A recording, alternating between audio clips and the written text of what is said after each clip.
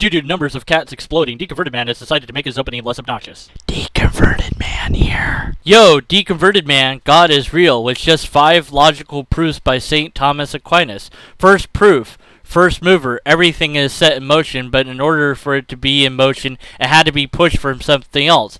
There had to be a first being that had to start this process. That being is God. If you would like to talk about it, message me or search it up.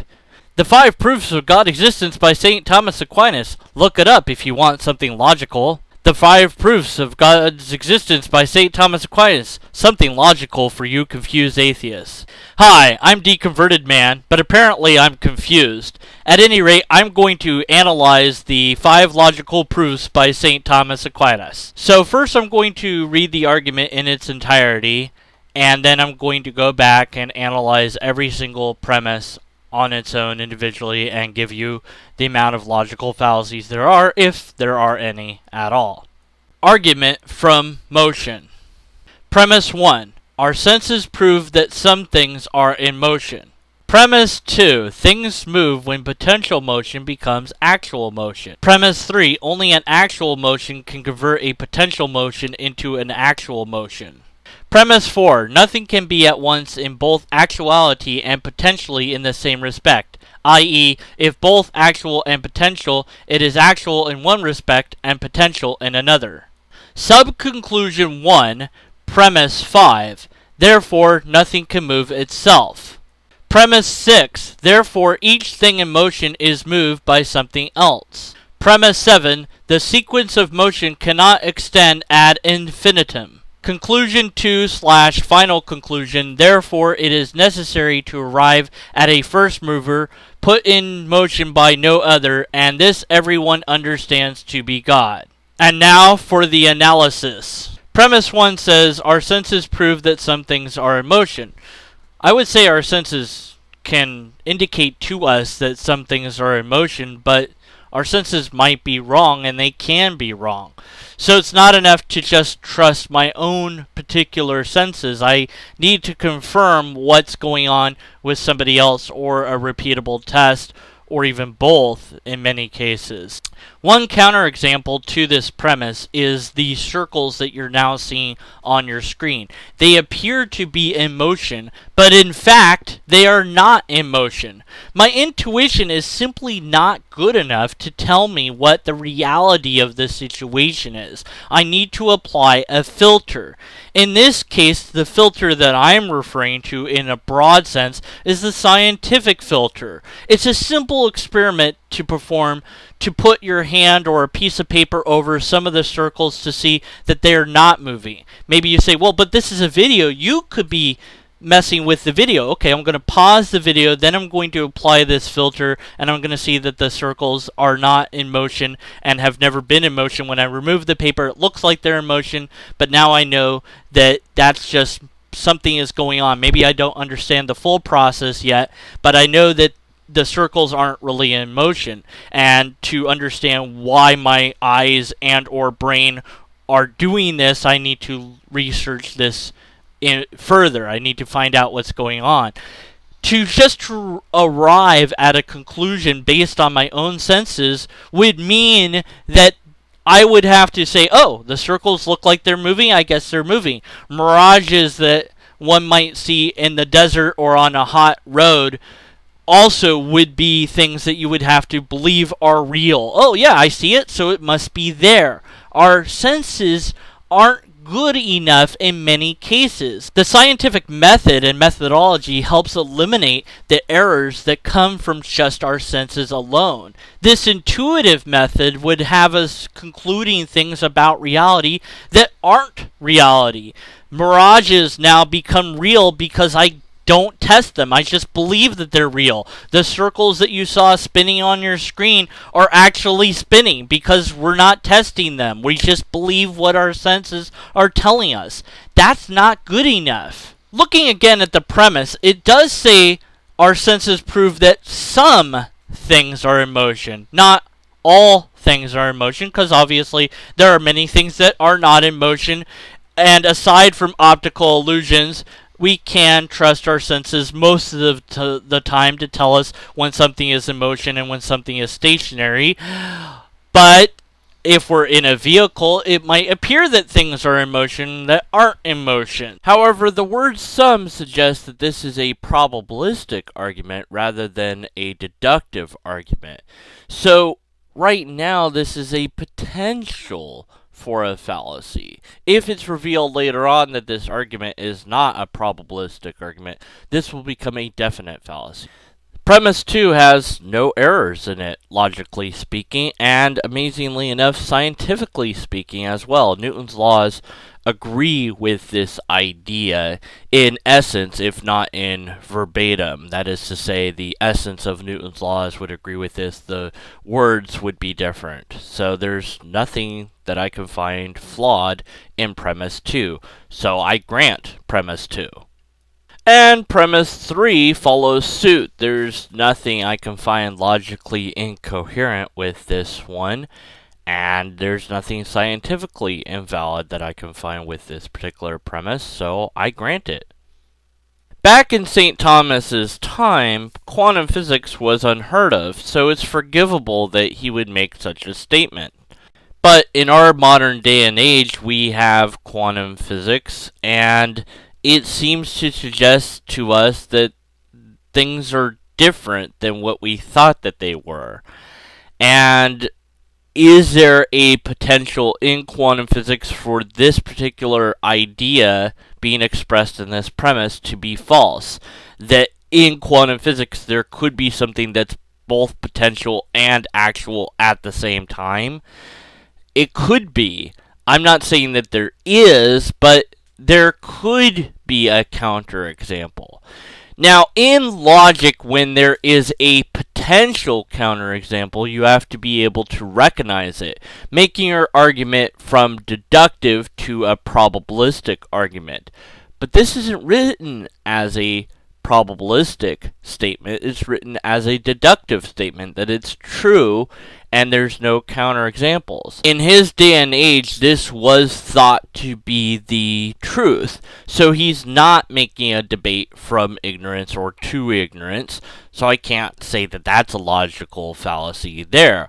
What I can say is there is a potential that this is not true, and that counterexample is something not being dealt with. I also can identify that this statement is not a probabilistic statement. It's a statement as if meant to be a deductive argumentation. And from earlier, when I said that that potential fallacy could become an actual fallacy if the argument turns out to be a deductive argument rather than a potential argument, that fallacy now activates. So we now have a half-truth for the first premise. As far as this premise, we have the knowledge that it's potentially not true in reality. But as far as logic is concerned, there's nothing I can say about it. It doesn't have any logical fallacies. This is one of those strange times where logic says yes to something that reality might say no to later on. We have yet to discover whether or not reality will say no to this one. But as of now, due to the rules of logic, I have to grant this particular premise. Earlier, I identified premise 5 as a subconclusion 1 to the argumentation itself, and that's perfectly valid as far as the rules of formal fallacies go within argumentation. There's nothing wrong with having multiple conclusions in one argument.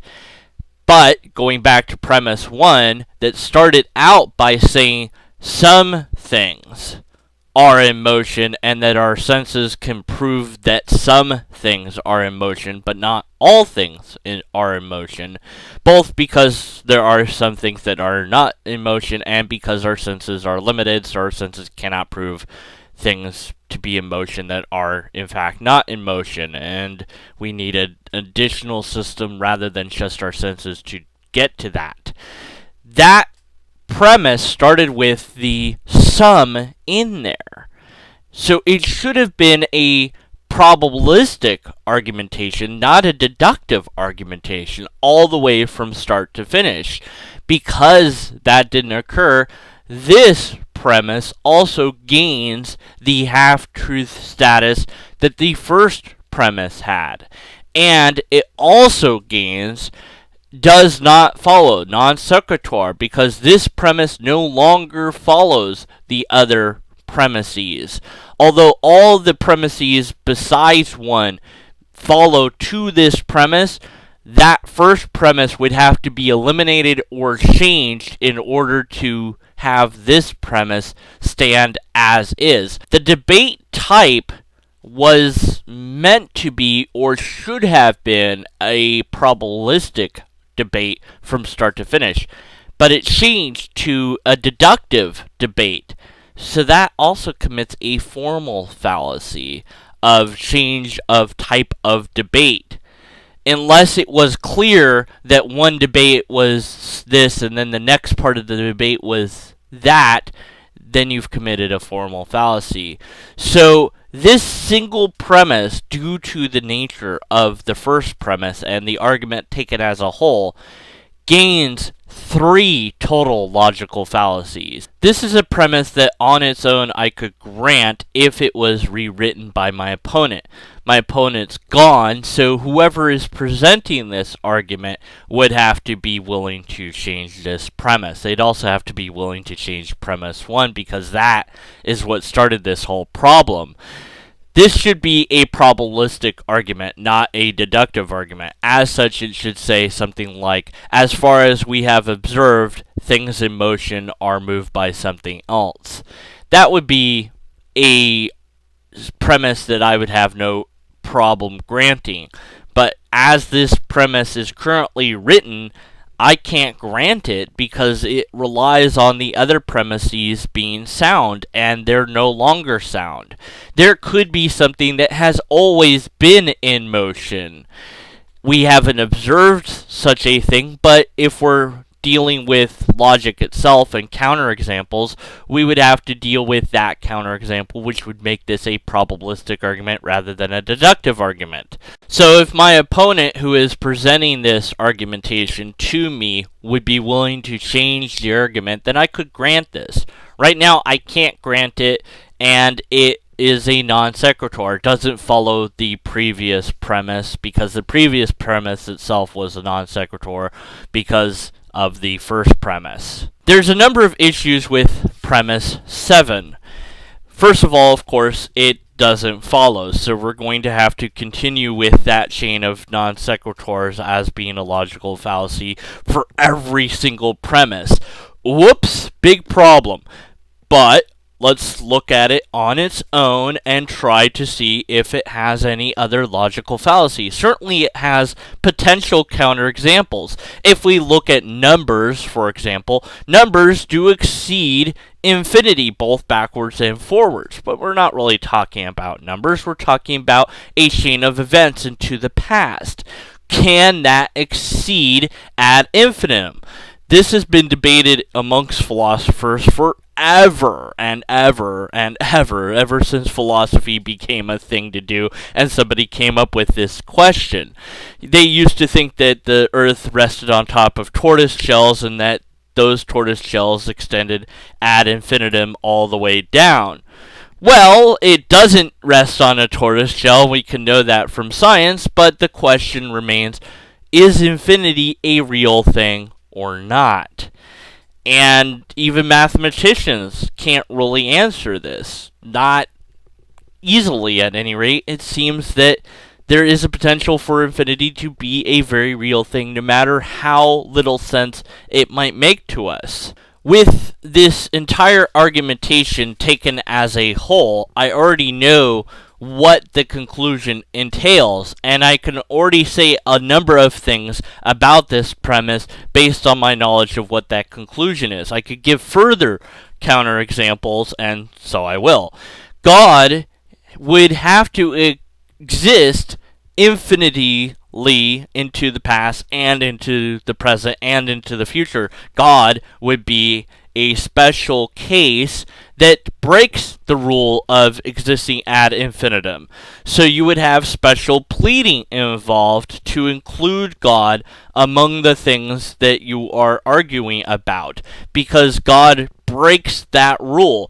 Any thought and any action that God takes before creating the universe would exceed ad infinitum before that point.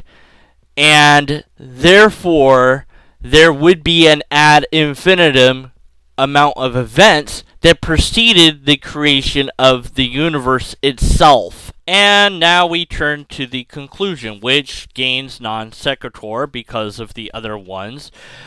Also contains special pleading because we have God in there, and God is breaking the rule that we already set. And also has an outright lie.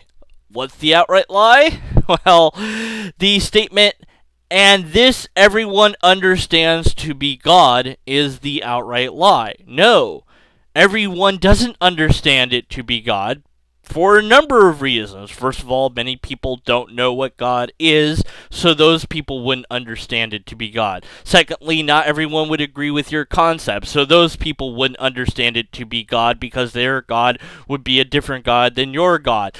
Then you have people that don't believe in God, so they don't understand it to be God because they don't believe in God, so they can't understand it to be God because they don't believe in God because God has not been established. So 3 counterexamples. This is an outright lie. So, my conclusion of this first argument, based on the series of logical fallacies as well as the formal fallacy, I would have to be skeptical of the conclusion. That's my only recourse. I cannot be unskeptical of it because there is logical fallacies in this argumentation. If my opponent is willing or able to fix the argument so that it doesn't have these fallacies, then I will look at that new argument. My opponent can make a new argument based on this argument in video format. I'll respond to that. Or if they're unable or unwilling to do a video, they could post a blog. Google has a way to make free blogs, and there's other ways to make free blogs.